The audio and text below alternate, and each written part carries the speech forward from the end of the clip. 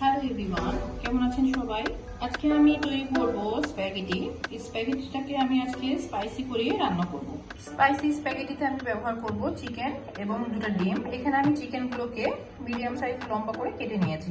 আমি এখানে নিয়ে নিয়েছি পেঁয়াজ কুচি, রসুন কুচি, কাঁচামরিচ এখানে আমি 2 টুকরো করে কেটে নিয়েছি, আর ক্যাপসিকাম কুচি।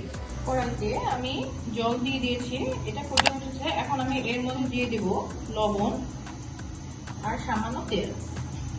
এর মধ্যে আমি এখন স্প্যাগেটিগুলোকে সিদ্ধ করে নেব।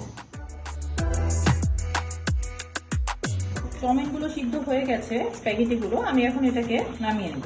এখন কড়াইতে আমি তেল দিয়ে দিচ্ছি, এর মধ্যে আমি চিকেন এবং ডিমটা আগে ভেজে নেব।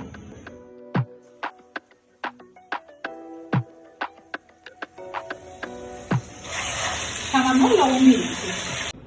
চিকেনের টুকরোগুলো ভাজা হয়ে গেছে, আমি এখন এর মধ্যে ডিমগুলো ভেজে নেব।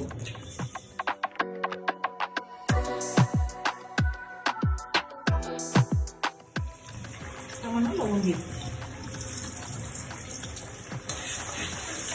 এখানে আমি ডিমগুলোকে ক্রাশ করব।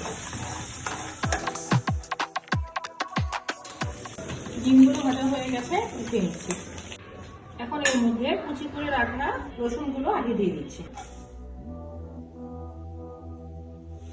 রসুনগুলো হালকা ভাজা হয়ে গেছে, আমি এখন এর মধ্যে পেঁয়াজ কুচিগুলো দিয়ে দেবো, সাথে মরিচ টুকরোগুলো দিয়ে দেবো।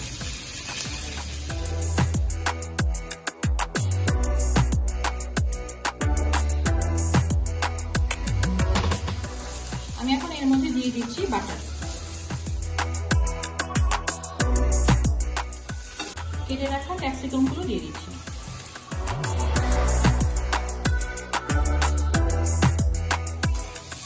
এগুলোকে আমি বেশি ভাজা করবো না, হালকা ভাজা করবো, তারপরে আমি একটা সস তৈরি করে দেবো।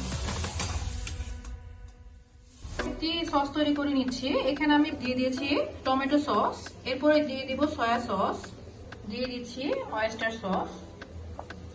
এটাকে আমি এখন ভালো করে মিক্স করে নিব। আমি যে সসটি তৈরি করেছি সেটা আমি এখন এর মধ্যে দিয়ে দেব। দিয়ে দিচ্ছি চিলি ফ্লেক্স। যেহেতু আমি অলরেডি এর মধ্যে কাঁচামরিচ ব্যবহার করেছি, তো আমি চিলি ফ্লেক্সটা এখানে সামান্য ব্যবহার করব।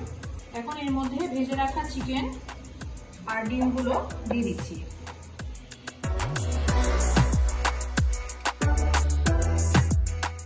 আমি এখন দিয়ে দিচ্ছি সামান্য চিনি।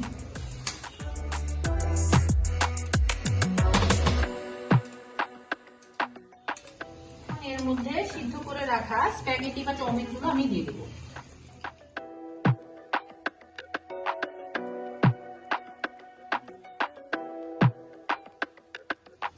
এর মধ্যে সামান্য দিয়ে দিচ্ছি গোলমরিচের গুঁড়া। সবকিছু এখন ভালোভাবে মিশিয়ে নেব। স্পাইসি চিকেন চাউমিন বা চিকেন স্প্যাগেটি রান্না হয়ে গেছে।